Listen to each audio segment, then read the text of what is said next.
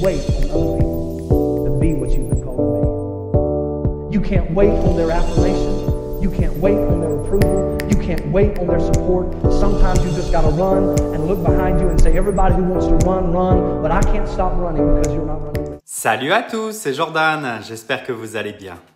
J'ai reçu dernièrement beaucoup de questions sur mon Insta concernant deux substances utilisées dans la coiffure et je me rends compte que tout se mélange dans votre tête et que vous n'y comprenez plus rien. On va donc remettre les choses à leur place et aujourd'hui, je vais vous parler du sulfate et du silicone. Commençons par le sulfate. Appelé aussi SLS ou sodium laureth sulfate, celui-ci compose la majorité de nos shampoings. Le sulfate sert tout simplement à laver nos cheveux en profondeur pour débarrasser ceux-ci de toutes les saletés, du gras, des agents gainants, etc.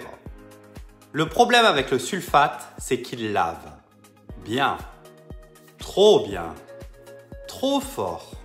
Avec lui, vos cheveux seront vraiment propres, trop propres, limite un peu secs. Mais le problème, ce n'est pas pour les cheveux, mais pour le cuir chevelu. Le sulfate peut irriter la peau et donner des démangeaisons. Comme notre corps est bien fait, si votre cuir chevelu se sent trop lavé, trop sec, celui-ci va se défendre et créer beaucoup plus de sébum qu'à son habitude. D'où l'expression « racine grasse, pointe sèche ». Le second problème avec le sulfate, c'est qu'il est totalement incompatible avec certaines techniques comme le lissage brésilien. Pourquoi ? Comme je vous l'ai dit, il lave tellement fort que le sulfate est capable de faire partir la kératine apportée par votre lissage brésilien. Pareil, comme il lave très fort, le sulfate aura tendance à faire éclaircir vos colorations et faire dégorger vos patines. Pour ma part, je ne vais pas vous donner mon avis sur le sulfate avant de vous parler de la deuxième substance controversée qui est le silicone. Aussi appelé laurylméthicone, diméthicone, cyclopentacsiloxane, polysiloxane, etc., etc. Le silicone se trouve majoritairement dans nos soins et dans nos masques. Il est le contraire et le complémentaire du sulfate. Celui-ci crée une barrière brillante autour de votre cheveu, le rendant doux, soyeux et brillant. Avec le silicone, vos brushings vont beaucoup plus vite. Vos cheveux s'en mêlent beaucoup moins. Ils sont moins frisottis.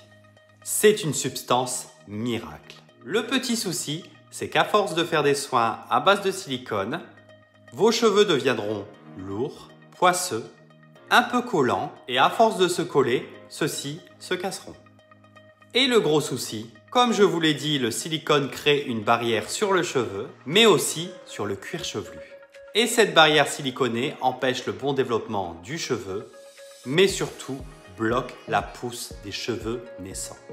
L'énorme problème pour nous les coiffeurs est aussi que le silicone protège les cheveux, mais il les protège de nos colorations et de nos décolorations. Il m'est déjà arrivé personnellement avec des produits haut de gamme de ne pas réussir à décolorer un cheveu comme je le voulais. Je peux tout de suite vous en donner la preuve avec une photo d'un de mes modèles.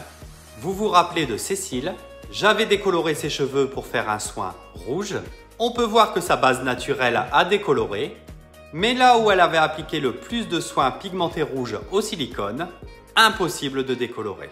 Voilà pourquoi, pour ma part, je demande à tous mes modèles et toutes mes clientes de toujours faire un shampoing 2 jours avant la technique d'éclaircissement ou de coloration avec un gel douche basique ou un savon de Marseille. Celui-ci contient du sulfate qui, comme vous le savez maintenant, décape le cheveu et enlève cette barrière de silicone.